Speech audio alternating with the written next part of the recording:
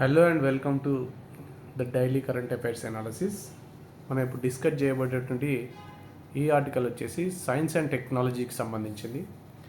Nuclear energy అనేటువంటి టాపిక్కి సంబంధించి చాలా ముఖ్యమైనటువంటి ఆర్టికల్ ఇది. మెయిన్స్లో మనకి ఈ టాపిక్ ఉంది.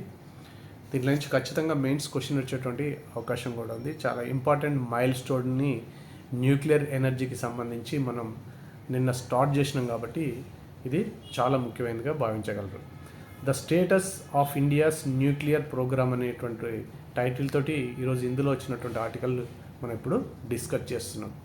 నిన్న yesterday prime minister Modi witnessed the installation of the core loading of India's indigenous 500 megawatt prototype fast breeder reactor in the nuclear complex of Kalpakkam about 70 kilometers south of Chennai. So నిన్న prime minister తమిళనాడులో కల్పక్కం అంటే చెన్నైకి 70 kilometres దూరం ఉన్న కల్పక్కంలో already we have nuclear station nuclear station ఉంది. ఆ nuclear స్టేషన్లో ప్రోటోటైప్ ఫాస్ట్ బ్రీడర్ రియాక్టర్లో PFBRలో కోర్ లోడింగ్ అనేటువంటి ఈవెంట్ జరిగింది. కోర్ లోడింగ్ అంటే దాంట్లో ఉన్నటువంటి ఆ ఫిజైల్ న్యూక్లియర్ మెటీరియల్ని దాంట్లోకి పంపించడాన్ని మనం కోర్ లోడింగ్ అని చెప్పేసి అర్థం చేసుకోవచ్చు సింపుల్గా. ఆ కోర్ లోడింగ్ ఈవెంట్లో ప్రైమ్ మినిస్టర్ ఉండడం జరిగింది అన్నట్టు. ఇది హిస్టారిక్ మైల్ స్టోన్గా భావించడం జరుగుతుంది ఇండియాస్ న్యూక్లియర్ పవర్ ప్రోగ్రాంలో. నిన్న జరిగినటువంటి ఇన్సిడెంట్ ఏమవుతుందో that is an historic milestone, చాలా important milestone India's nuclear ప్రోగ్రాంలో మనం రీచ్ అయినాం నిన్నటికి. ఇక్కడ ఇండియాస్ న్యూక్లియర్ ప్రోగ్రామ్ కనుక మనం చూసినట్టయితే India is presently implementing the 3 stage nuclear programme.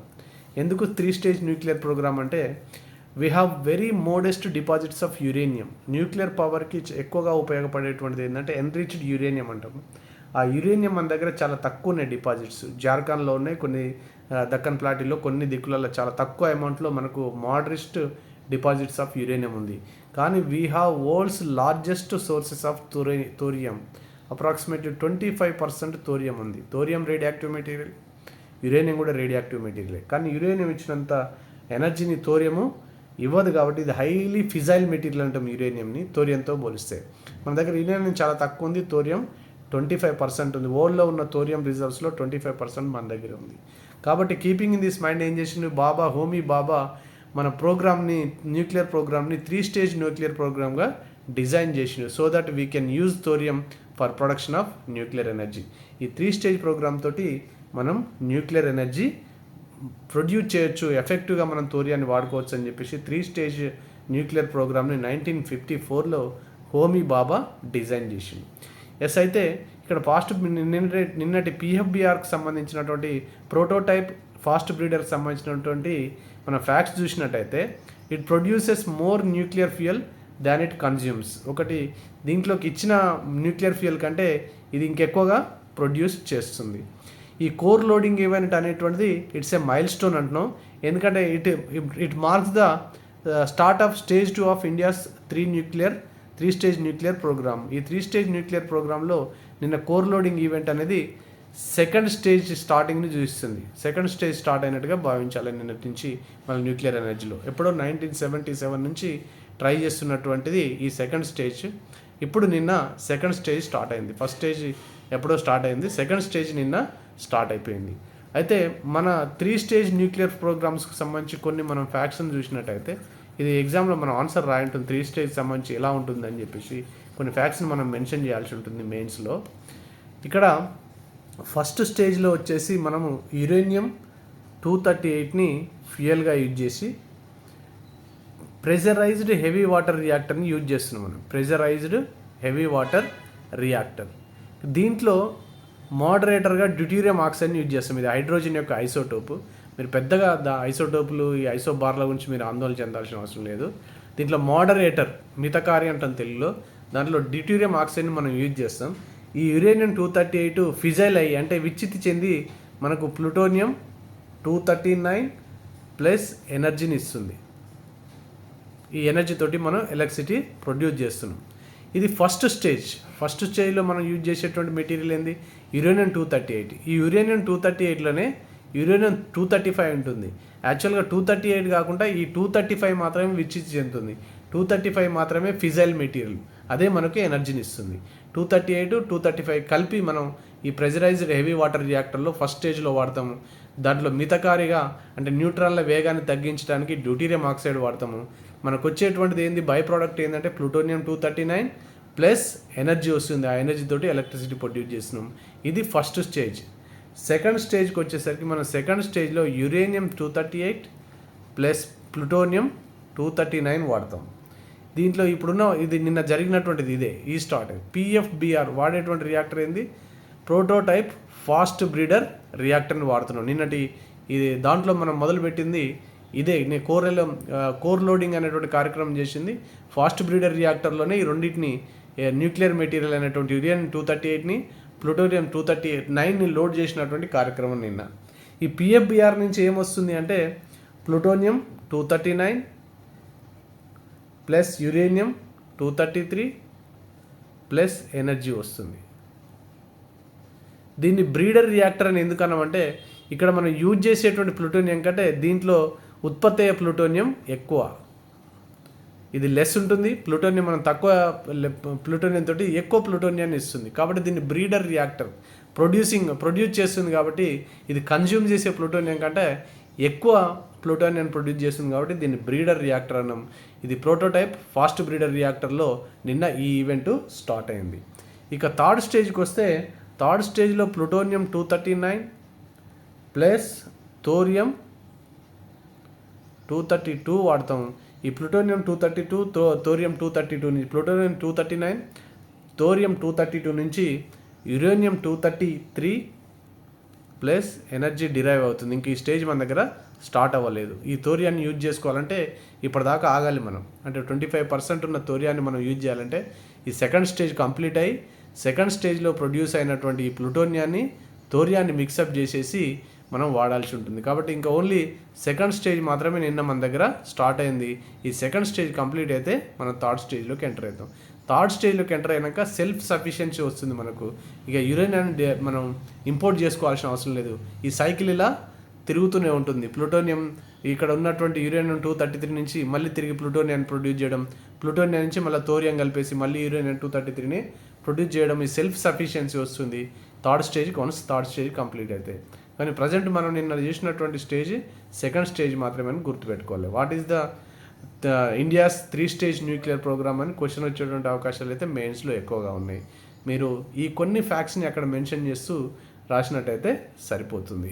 ఎక్కువ ఆందోళన చెందాల్సిన అవసరం లేదు. ఈ ఫ్యాక్ట్స్ని మాత్రం కొన్నిటిని గుర్తుంచుకోవాలి.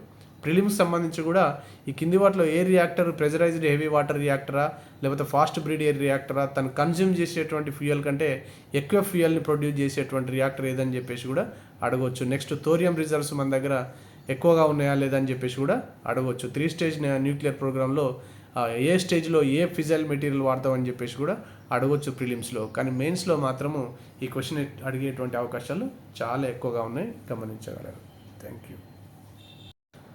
మనం డిస్కస్ చేయబోతున్నటువంటి నెక్స్ట్ ఆర్టికల్ వచ్చేసి ఇది పాలిటీ రిలేటెడ్ ఆర్టికల్. ఇది చాలా ముఖ్యమైనటువంటి article. One of the important ఆర్టికల్స్కి సంబంధించినటువంటి ఇంటర్ప్రిటేషన్ అయినా కోడ్ చేసింది. కాబట్టి మెయిన్స్లో ఈ పార్లమెంటరీ ప్రివిలేజెస్కి సంబంధించి క్వశ్చన్ వచ్చేటువంటి అవకాశం ఉంది. పార్లమెంట్ మెంబర్స్ యొక్క ప్రివిలేజెస్ అండ్ ఇమ్యూనిటీస్కి సంబంధించి వచ్చేటువంటి దానికి సంబంధించి నిన్న కోర్టు ఒక ముఖ్యమైనటువంటి జడ్జిమెంట్ ఇచ్చింది. అది ఒక 25 years బ్యాక్ ఇచ్చినటువంటి జడ్జిమెంట్ని ఓవర్ రూల్ చేస్తూ ఇచ్చింది. ఇది చాలా ఇంపార్టెంట్ రామిఫికేషన్స్ కలిగి ఉన్నటువంటి జడ్జిమెంట్. కాబట్టి మేబీ పాలిటీలో మెయిన్స్లో పార్లమెంటరీ ప్రివిలేజెస్కి సంబంధించి క్వశ్చన్ వచ్చేటువంటి అవకాశం ఉంది. ఈ యొక్క క్వశ్చన్ టాపిక్లో కనుక మనం ఎంటర్ అయినట్టయితే SC ends immunity for legislators taking bribes. ఎవరైతే బ్రైబ్స్ తీసుకునేటువంటి లెజిస్లేటర్స్ ఉన్నారో అంటే ఎమ్మెల్యేస్, ఎంపీస్, ఎమ్మెల్సీస్ ఎవరైనా కానీ లెజిస్లేటర్స్ అంటే వీళ్ళు ఎమ్మెల్యేలని, ఎంపీలని, ఎమ్మెల్సీస్ని వీళ్ళు కనుక ఒకవేళ బ్రైబ్ తీసుకున్నట్టు కనుక ప్రూవ్ అయితే వాళ్ళకు ఉండేటువంటి ఇమ్యూనిటీ ఏదైతుందో రాజ్యాంగ ప్రకారం, కాన్స్టిట్యూషన్ ప్రకారం వాళ్ళకు ఉన్నటువంటి ఇమ్యూనిటీ రక్షణ ఏదైతుందో, ప్రొటెక్షన్ ఏదైతుందో అది ఉండదు అని చెప్పేసి బ్రైబ్ తీసుకున్నట్టు ప్రూవ్ అయితే ఎస్ ఈ 7 judge బెంచ్ ఇచ్చింది. అది 7 judge bench headed by the chief justice Chandrachud తోటి హెడ్ అయినటువంటి బెంచ్ ఏమి ఇచ్చిందంటే parliamentary privileges or immunity will not protect legislators who take bribes to vote or speak in parliament or state legislative assemblies from criminal prosecution. ఒకవేళ అతను bribe vote వేయడానికి కానీ పార్లమెంట్లో లేదా ఒకరికి అనుకూలంగా కానీ మాట్లాడినా ఓటైనా if he speaks in favour of somebody else inside the parliament or inside the assembly after taking the bribe, లంచం తీసుకొని అతను వేరే ఒకరి వైపు మాట్లాడినా లేదా ఒకరికి ఫేవర్ చేసిన ఒకరికి ఓటేసిన లంచం తీసుకొని ఒక పర్టికులర్ పార్టీకి, అది క్రిమినల్ ప్రాసిక్యూషన్ చేసేటువంటి నేరం అది. అంటే దీంట్లో క్రిమినల్ ప్రాసిక్యూషన్ చేయబడుతుంది. వాళ్ళకు రాజ్యాంగంలో ఉన్నటువంటి 105, 194 ఆర్టికల్లో ఉన్నటువంటి రక్షణలు ఏవి లభించవు అని చెప్పింది. కానీ 25 years బ్యాక్ జేఎంఎం బ్రైబరీ కేసులో సుప్రీంకోర్టు ఒకవేళ బ్రైబ్ తీసుకున్న పార్లమెంట్ మెంబర్స్ కానీ అసెంబ్లీ మెంబర్స్ కానీ even if they have accepted the bribe, అప్పుడు కూడా 105, 194 కింద వాళ్ళకు ప్రొటెక్షన్స్ ఉంటాయి, వర్తిస్తాయి. వాళ్ళని అరెస్ట్ చేయడానికి, ప్రాసిక్యూట్ చేయడానికి, క్రిమినల్ ప్రాసిక్యూషన్ చేయడానికి వీల్లేదని చెప్పేసి జేఎంఎం బ్రైబరీ కేసులో 1998లో సుప్రీంకోర్టు చెప్పింది. అది దానికి ఎగ్జాక్ట్గా ఆపోజిట్గా దాన్ని ఓవర్ రూల్ చేస్తూ నిన్న జడ్జిమెంట్ ఇచ్చింది. నో పార్లమెంటరీ ప్రివిలేజెస్ అనేటువంటివి బ్రైబ్ తీసుకుంటే అది వర్తించవు అని చెప్పేసింది. అప్పుడు ఆ మెంబర్స్ని క్రిమినల్ ప్రాసిక్యూట్ చేయొచ్చు అని చెప్పేసి చెప్పింది. అయితే ఈ పార్లమెంటరీ ప్రివిలేజెస్ కనుక చూసినట్టయితే under article 105 of the part 5 of the constitution, powers and privileges of houses of parliament and of the members and కమిటీస్కి సంబంధించినటువంటి ఇమ్యూనిటీస్ని ఇది చెప్తుంది. ఇక్కడ ఇన్సైడ్ పార్లమెంట్లో ఫ్రీడమ్ ఆఫ్ స్పీచ్ ఉంటుంది పార్లమెంట్ మెంబర్స్కి ఆర్ అసెంబ్లీ మెంబర్స్కి. నెక్స్ట్ అతను ఇన్సైడ్ ద పార్లమెంటు మెంబర్ కానీ లేదా పార్లమెంట్ మెంబర్ కానీ లేదా పార్లమెంట్ స్టాండింగ్ కమిటీ మెంబర్ కానీ ఏం మాట్లాడినప్పటికీ, ఎవరికి ఓటేసినప్పటికీ, whatever he has spoken and to whomsoever he has given his vote, ఇది అబ్జల్యూట్లీ అతని discretion. No court can try it. అతన్ని ప్రాసిక్యూట్ చేయడానికి, ట్రయల్ చేయడానికి ఏ కోర్టుకి అధికారం లేదని చెప్తుంది. He shall not be liable to any proceedings in any court. దేనికి అతను ఓట్ చేసిన దానికి, అతను మాట్లాడిన దానికి ఏ కోర్టు కూడా అతన్ని ట్రయల్ చేయడానికి వీల్లేదని చెప్పేసి ఇవి ఎంపీల విషయంలో 105 చెప్తుంది. అదే state legislative assembly members MLAs విషయంలో 194 అనేటువంటి ఆర్టికల్ సేమ్ ప్రొటెక్షన్ని, సేమ్ ఇమ్యూనిటీని ఎమ్మెల్యేస్కి ఇస్తుంది. ఎమ్మెల్యే విషయంలో 194, ఎంపీస్ విషయంలో 105 ఇది ప్రొటెక్షన్స్ ఇస్తుంది. ఇది ప్రిలిమ్స్ పర్స్పెక్టివ్లో మీకు చాలా ముఖ్యమైనది కావచ్చు, దీన్ని గుర్తుపెట్టుకోవాలి. అయితే ఈ కేసు యొక్క పూర్వపరాలు చూస్తే what has happened in the 98 అని చూసినట్టయితే 98లో Congress emerged the single largest party and PV Narasimha Rao headed the government. Under the leadership of the PV Narasimha Rao government was formed in 1991. 91లో గవర్నమెంట్ ఫామ్ అయింది. బట్ అపోజిషన్ నో కాన్ఫిడెన్స్ మోషన్కి notice ఇచ్చింది. ఎప్పుడైతే తక్కువ members ఉంటారో రూలింగ్ పార్టీకి opposition's no confidence motion notice ఇస్తాయి. మనకు దాని గురించి మనం నో కాన్ఫిడెన్స్ మోషన్లో తెలుసుకోవచ్చు. నో కాన్ఫిడెన్స్ ఇచ్చినప్పుడు it is the responsibility of the head of the government to prove his confidence. అతని మంత్రిమండలి పట్ల అతనికి సభకు కాన్ఫిడెన్స్ ఉంది, లోక్సభకు కాన్ఫిడెన్స్ ఉందని చెప్పేసి ప్రూవ్ చేసుకోవడానికి నో కాన్ఫిడెన్స్ మోషన్ని మూవ్ చేయాల్సిన అవసరం ఉంటుంది. ఈ నో కాన్ఫిడెన్స్ మోషన్లో ఓటింగ్ ఉంటుంది. ఈ ఓటింగ్కు జేఎంఎం ఎంపీ అజిత్ సింగ్, ఇప్పుడు లేడు అతను, అజిత్ సింగ్ ఇతను గైరాజరైండు, అబ్స్టైన్ ఫ్రమ్ ది ఓటింగ్. ఈ అబ్స్టైన్ చేసినందుకు ఇతని జేఎంఎం పార్టీ ఏమన్నదంటే he had accepted the bribe from the PV Narasimha Rao నుంచి బ్రైబ్ యాక్సెప్ట్ చేసి అతను అబ్స్టైన్ అండ్ ఓటింగ్కి రాకుండా నో కాన్ఫిడెన్స్ మోషన్ పాస్ అయ్యేటట్టు గవర్నమెంట్ నిలబడేటట్టు ఇండైరెక్ట్గా హెల్ప్ చేసిందని చెప్పేసి అలిగేషన్ చేసింది. Eventually the case was handed over to సిబిఐకి కేసు హ్యాండ్ ఓవర్ చేసారు weather he has accepted bribe or not అని చెప్పడానికి. నెక్స్ట్ ఇతను Ajit Singh he has knocked the doors of the సుప్రీంకోర్ట్ని అప్రోచ్ అయ్యిండు, give me the protection under article 105 అని చెప్పేసి ఆయన పిటిషన్ ఫైల్ చేసిండు.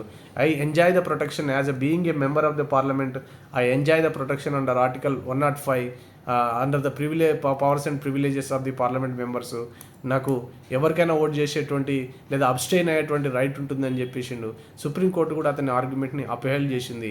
Even in case of accepting bribe also and ఈ కెనాట్ బి ట్రైడ్ అని చెప్పేసి కోర్టు వచ్చింది. అంటే బ్రైబ్ని యాక్సెప్ట్ చేసిన ఇన్సైడ్ ద పార్లమెంటు అతన్ని ట్రై చేయలేము, 105 అతనికి ఎంపీస్కి అంత ప్రొటెక్షన్ ఇస్తుంది, ఇమ్యూనిటీస్ ఇస్తుంది అని చెప్పేసి జేఎంఎం బ్రైబరీ కేసులో సుప్రీంకోర్టు తన తీర్పుని ఇవ్వడం జరిగింది 1998లో. ఆ సేమ్ తీర్పుని ఓవర్ రూల్ చేస్తూ ప్రివిలేజెస్ అండ్ ఇమ్యూనిటీస్ అనేటువంటివి ఎవరైతే ఎంపీస్కు ఎమ్మెల్యేస్కు ఉన్నటువంటి ప్రివిలేజెస్ ఇమ్యూనిటీస్ అనేటువంటివి అవి వాళ్ళు ఏం జనరల్ లా ఆఫ్ ద ల్యాండ్కు వాళ్ళు ఏమి ఎక్కువ కాదు, అతీతం కాదు. They are not gateways to claim exemptions from the general law of the land. Privileges ఉన్నంత మాత్రాన, ఇమ్యూనిటీస్ ఉన్నంత మాత్రాన వాళ్ళు ఎగ్జామ్షన్స్ క్లెయిమ్ చేయడానికి లేదు. Because they are also bound to abide by the laws. వాళ్ళు కూడా లాస్ని మన లా ఆఫ్ ద ల్యాండ్ కట్టుబడే ఉండాలని చెప్పేసి. నెక్స్ట్ కరప్షన్ అండ్ బ్రైబరీ ఏదైతే members of parliament legislative members ఏదైతే కరప్షన్ బ్రైబరీ చేస్తారో అది it erodes the very foundation of the parliamentary democracy. Parliamentary democracy యొక్క వెరీ ఫౌండేషన్స్ని, పునాదిని అది కదిలించి వేస్తుంది. ఇట్ ఈస్ నాట్ గుడ్ అని చెప్పేసి బ్రైబరీ కరప్షన్ని మనం స్పేర్ చేయొద్దని చెప్పేసి చెప్పింది. Whatever judgement was given in the JMM bribery case was erroneous judgement. ఆ రోజు ఇచ్చినటువంటి జడ్జిమెంటు ఒక ఎరోనియస్ ఇంటర్ప్రిటేషన్ తోటి సుప్రీంకోర్టు ఇచ్చింది, కాబట్టి దాన్ని మేము సరిదిద్దుతున్నాం అని చెప్పేసి ఓవర్ రూల్ చేస్తూ ఇచ్చింది. ఎస్, అయితే బ్రైబరీ తీసుకున్నట్టు ఎప్పుడు ఎస్టాబ్లిష్ అవుతుంది అంటే the moment the legislator accept the corruption money ఎప్పుడైతే యాక్సెప్ట్ చేస్తాడో, ఫర్ ఎగ్జాంపుల్ ఒక బి ఉన్నాడు, ఇతను కార్పొరేట్ కంపెనీ సంబంధించిన CEO, he approaches MP legislative బాడీలో మెంబర్ ఉన్న ఒక ఎంపీని అప్రోచ్ అయ్యి you ask a particular question which favours my company అని చెప్పేసి ఇతను అడిగి ఇతను ఏదైనా మనీ ఆఫర్ చేసిన అనుకో, ఆ మనీని ఇతను యాక్సెప్ట్ చేస్తే the moment the corruption money was accepted అతను అఫెన్స్ చేసినట్టుగా భావించాలి. Offence of bribery was complete అని భావించాలి. నెక్స్ట్ యాక్సెప్ట్ చేయకపోయినా ఈవెన్ వీళ్ళిద్దరి మధ్యలో అగ్రిమెంట్ అయినా, even an agreement was done between the member of parliament or MLA and any person మధ్యలో ఇంకా అగ్రిమెంట్ జరిగిన అగ్రిమెంట్ ప్రూవ్ అయినప్పుడు కూడా అతను కరప్షన్ చేసినట్టుగా భావించాలి. Even he makes a speech or votes in favour of the person or not. ఆ bribe ఇచ్చినందుకు ఇతని వైపు మాట్లాడినా మాట్లాడకపోయినా, ఇన్సైడ్ ద హౌస్ ఓటు వేసినా ఓటు వేయకపోయినా, బ్రైబ్ని యాక్సెప్ట్ చేసి తర్వాత ఇతను చేసిన ప్రామిస్ ప్రకారం ఇతను ఫేవర్గా మాట్లాడకపోయినా, ఓటు చేసినా ఓటు వేయకపోయిన సందర్భాల్లో కూడా అతను బ్రైబ్ని యాక్సెప్ట్ చేసి అతను కల్ప్రిట్గానే డిసైడ్ చేయొచ్చు అని చెప్పేసి చెప్పింది. అయితే అపోజిషన్ ఏమంటారు, will it effect right to free speech of opposition. మనకు మెంబర్స్ని మనం పార్లమెంట్కి లేదా అసెంబ్లీస్కి పంపించింది ఎందుకు? అపోజిషన్ మెంబర్స్ కూడా they should have also equal right to speak on behalf of the people. ఎప్పుడైతే పబ్లిక్ అగెనెస్ట్గా రూలింగ్ పార్టీ వెళ్తుందో, ఆ రూలింగ్ పార్టీ వెళ్ళినప్పుడు దాన్ని క్వశ్చన్ చేయడానికి ఇతనికి ఫ్రీడమ్ ఆఫ్ స్పీచ్ ఉండాలి. ఈ ఫ్రీడమ్ ఆఫ్ స్పీచ్ వయలేట్ అవుతుందా? అండ్ ఈ అపోజిషన్ లా మేకర్ని వీళ్ళు పొలిటికల్ పార్టీ ఇన్ పవరు లాని దుర్వినియోగం చేసేటువంటి అవకాశం ఉందా, అబ్యూజ్ ఆఫ్ ద లా చేసేటువంటి అవకాశం ఉందా అనేటువంటి ఒక క్వశ్చన్ కూడా ఇక కోర్టు ముందుకి రావడం జరిగింది. కానీ ఈ కాన్స్టిట్యూషన్ బెంచ్ దాన్ని డిస్మిస్ చేసింది. అలాంటి అవకాశమే లేదు. ఈ ఇమ్యూనిటీ అనేటువంటిది ఇచ్చినంత మాత్రాన, దీన్ని మనం కొట్టేసినంత మాత్రాన అతను లా మేకర్స్ ఎవరైతే రూలింగ్ పార్టీ ఉన్నదో ఆ రూలింగ్ పార్టీ అపోజిషన్ వాళ్ళ యొక్క కాన్స్టిట్యూషనల్ రైట్ని ఏమీ తీసుకపోతే కేవలం అవి ఓన్లీ నోషన్స్, అవి ఇమాజినేషన్స్ అని చెప్పేసి కొట్టేసింది. Next parliamentary democracy, privilege parliamentary డెమోక్రసీలో ఒకవేళ లా మేకర్స్ కనుక లంచం తీసుకున్నట్టయితే అది వెరీ ఐడియా ఆఫ్ డెమోక్రసీకి అది ప్రాబ్లం అవుతుంది. ఇంకా లా మేకరే లంచం తీసుకున్న తర్వాత రెస్పాన్సిబుల్ గవర్నమెంట్స్ ఎలా పాసిబుల్ అవుతుంది, ఎలా రెస్పాన్సివ్గా ఉంటుంది, ఎలా ప్రాతినిధ్య ప్రజాస్వామ్యంగా ఉండగలుగుతుందని చెప్పేసి క్వశ్చన్ చేసింది. Next freedom of speech and expression అనేటువంటిది అండర్ ఆర్టికల్ 105, 194 ఇచ్చేటువంటి ఈ ఏదైతే ఇమ్యూనిటీ ప్రొటెక్షన్ ఉందో, right to freedom of speech and expression ఉందో అది గివింగ్ ఆర్ టేకింగ్ బ్రైబ్స్కి అది వర్తించదు.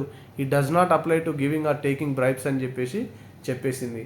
ఎప్పుడైతే పార్లమెంటరీ ఇమ్యూనిటీ ఎప్పుడు వర్తిస్తుందో అతను ఎప్పుడైతే దాన్ని సమృద్ధి చేస్తాడో, fertilising a deliberate critical and responsive democracy, అతను if he stands in favour of the people and he strengthens the democracy, he made the executive responsible and accountable చేసినప్పుడు మాత్రమే పార్లమెంటరీ ఇమ్యూనిటీ అనేటువంటిది వర్తిస్తుంది అతనికి. అతను బ్రైబ్ని యాక్సెప్ట్ చేసినప్పుడు వర్తించదు. అతను స్ట్రెంథన్ చేయడానికి ప్రయత్నం చేసినప్పుడు పార్లమెంటరీ డెమోక్రసీని, అతన్ని ఏదైతే పర్పస్ కోసం ప్రజలు అతన్ని పంపించిరో పార్లమెంట్ లోపలికి to make the executive accountable, అని చెప్పేసి అకౌంటబుల్గా ఉంచడానికి ఆ సందర్భంలో క్వశ్చన్స్ అడిగినప్పుడు ఆ సందర్భంలో అతను వ్యవహరించే తీరుకు మాత్రమే ఇమ్యూనిటీ వర్తిస్తుందని చెప్పింది. ఓకే, ఫ్యూచర్లో ఒకవేళ ఇన్ కేస్ ఏదైనా పార్టీ అన్యాయంగా ఈ క్లాజ్ని సుప్రీంకోర్టు తీర్పును ఉపయోగించుకొని రూలింగ్ పార్టీ అతని ప్రివిలేజెస్ని ఇప్పుడు టేక్ అవే చేస్తే, if the ruling party take away the basic rights of this parliament member చేస్తే మరి అప్పుడు ఎట్లా కనుక్కోవాలి అతను కరెక్ట్, అతనికి ఇమ్యూనిటీ వర్తిస్తుందా, ప్రొటెక్షన్ వర్తిస్తలేదా అని చెప్పేసి కనుక్కోవడానికి ఒక టెస్ట్ని ఇచ్చింది, 2-fold టెస్ట్ని ఇచ్చింది సుప్రీంకోర్టు. యాక్షన్ ఆఫ్ లెజిస్లేటర్ అయితే ఇన్సైడ్ ద లెజిస్లేషన్ ఉంది, లెజిస్లేచర్ ఉందో అతను దాని యొక్క లెజిస్లేచర్ యొక్క బాడీని, దాని యొక్క డిగ్నిటీని పెంచడానికి, enhance the dignity and authority of the house, అలాగే members as a collective body వాళ్ళ యొక్క మెంబర్స్ యొక్క డిగ్నిటీని, అథారిటీని పెంచడానికి ప్రయత్నం చేసినప్పుడు ఇది అతనికి ఇమ్యూనిటీ వర్తిస్తుంది. ఆ కేసులో అతన్ని ప్రొటెక్ట్ చేస్తుంది ఆర్టికల్ 105 కానీ ఆర్టికల్ 194 కానీ. ఎప్పుడు డిగ్నిటీని ఎన్హాన్స్ చేయాలి, అతని ప్రవర్తన పార్లమెంట్ యొక్క లేదా అసెంబ్లీ యొక్క డిగ్నిటీని పెంచే విధంగా ఉండాలి, దాని యొక్క అథారిటీని పెంచేదే ఉండాలి. నెక్స్ట్ దాంట్లో ఉన్నటువంటి మెంబర్స్ యాజ్ ఎ కలెక్టివ్ బాడీగా వాళ్ళ యొక్క డిగ్నిటీని, అథారిటీని పెంచే విధంగా ఉన్నప్పుడు అతనికి ఇమ్యూనిటీ వర్తిస్తుంది అండర్ ఆర్టికల్ 105 అండ్ ఆర్టికల్ 194 అని చెప్తుంది. నెక్స్ట్ ఇది excise of right to speech, protest and freedom from arrest. ఈ 3 విషయంలో అతని రైట్ని ఎక్సైజ్ చేస్తున్నప్పుడు, రైట్ ఆఫ్ ఫ్రీడమ్ ఆఫ్ స్పీచ్ని ఎక్సైజ్ చేస్తున్నప్పుడు, అతను ప్రొటెస్ట్ చేయాల్సిన సందర్భంలో ప్రొటెస్ట్ చేస్తున్నప్పుడు, and freedom from arbitrary arrest, అతన్ని అరెస్ట్ చేసినప్పుడు తను 105 నుంచి ఆర్టికల్ 194 ద్వారా అతను రక్షణ పొందవచ్చు. ఈ 2 కేసులలో అతను రక్షణ పొందవచ్చు. ఈ 2-fold టెస్ట్ కనుక ఫెయిల్ అయితే మాత్రం ఏదైనా మెంబర్కు అతని క్వశ్చన్ అరైజ్ అయినప్పుడు, ఇమ్యూనిటీ వస్తుందా లేదా అనేటువంటి క్వశ్చన్ అరైజ్ అయినప్పుడు అండర్ ఆర్టికల్ 105, 194 ఇమ్యూనిటీ ఉంటుందా లేదా అని క్వశ్చన్ అరైజ్ అయినప్పుడు ఈ 2-fold టెస్ట్ ఆ క్వశ్చన్ పాస్ అయితే తప్ప అతనికి 105, 194 అనేటువంటిది అప్లై అవ్వదని చెప్పేసి సుప్రీంకోర్టు క్లియర్గా ఒక టెస్ట్ను కూడా ఇవ్వడం జరిగింది. నెక్స్ట్ ఈ what about the doctrine of separation of power ఉంది ఎగ్జిక్యూటివ్కి, లెజిస్లేచర్కి అండ్ జ్యుడిషియర్కి సపరేషన్ ఆఫ్ పవర్ ఉంది. ఈ సపరేషన్ ఆఫ్ పవర్కి ఇది ఏమైనా ప్రాబ్లమా అంటే కోర్టు ఏమంటుందంటే the house of the legislature and criminal courts have parallel jurisdiction. ఈ విషయంలో ఈ పార్లమెంటరీ ప్రివిలేజెస్ విషయంలో court and criminal court and parliament these 2 bodies have parallel power. ఒకదాని పవర్లో ఇంకొకటి వచ్చేది ఎంక్రోచ్ చేసేది ఏం లేదు. One cannot negate the jurisdiction of the others. ఈ పార్లమెంటు దీని జ్యూరిస్డిక్షన్లో, క్రిమినల్ కోర్టు జ్యూరిస్డిక్షన్లో, క్రిమినల్ కోర్టు పార్లమెంట్ జ్యూరిస్డిక్షన్లో ఇన్వాల్వ్ ఏమీ అవ్వదు. ఈ జ్యూరిస్డిక్షన్ కాంపిటెంట్ కోర్టు ఏదైతే క్రిమినల్ అఫెన్స్ని ప్రాసిక్యూట్ చేస్తుందో అది ప్రాసిక్యూట్ చేస్తూనే ఉంది, దానిపైన అది చేస్తుంది. Next authority of the house to take a disciplinary action against the member. ఎవరైతే బ్రైబ్ తీసుకున్నారో అతని మీద డిసిప్లినరీ యాక్షన్ తీసుకోవడానికి హౌస్కున్నటువంటి అథారిటీ ఏదైతే ఉందో అది అలాగే ఉంటుంది. ఏదైనా మెంబర్ బ్రైబ్ని యాక్సెప్ట్ చేస్తే, బ్రైబ్ని డిమాండ్ చేసినట్టు ప్రూవ్ అయితే పార్లమెంట్ లేదా అసెంబ్లీ అతని మీద యాక్షన్ తీసుకోవచ్చు, తీసుకోవచ్చు అతని మీద యాక్షన్, లేదా కోర్టు ప్రొసీడింగ్స్, కోర్టు ద్వారా కూడా యాక్షన్ తీసుకోవచ్చు. These 2 bodies exist in distinct spheres. అవి 2 సపరేట్ డిస్టింక్ట్ స్పియర్స్లో అవి పనిచేస్తాయి అని చెప్పేసి చీఫ్ జస్టిస్ చంద్రచూడ్ చెప్పిండు. అంటే there is no problem to the doctrine of separation of power అని చెప్పేసి జడ్జ్మెంట్ ద్వారా అని చెప్పేసి కూడా చెప్పడం జరిగింది. ఇది చాలా ముఖ్యమైనది మెయిన్స్ యొక్క పర్స్పెక్టివ్లో మనం కనుక చూసినట్టయితే ఈ పార్లమెంటరీ ప్రివిలేజెస్ ఇవి కోర్టు జడ్జిమెంట్ తోటి క్రిటికల్గా అనలైజ్ చేయండి. ఈ కోర్టు జడ్జిమెంట్ అంటే అపోజిషన్ పార్టీ మెంబర్స్ యొక్క రైట్స్ ఏమన్నా వైలేట్ అవుతాయా, కోర్టు యొక్క ఒపీనియన్ ఏంది, what is the 2-fold test, ఇవన్నీ మెన్షన్ చేస్తూ కనుక మనం ఆన్సర్ రాసినట్టయితే మనకు పర్ఫెక్ట్గా మార్కులు వచ్చేటువంటి అవకాశం ఉంది. కాబట్టి ఇది చాలా ముఖ్యమైనటువంటి ఆర్టికల్గా భావించగలరు పాలిటీ రిలేటెడ్. Thank you.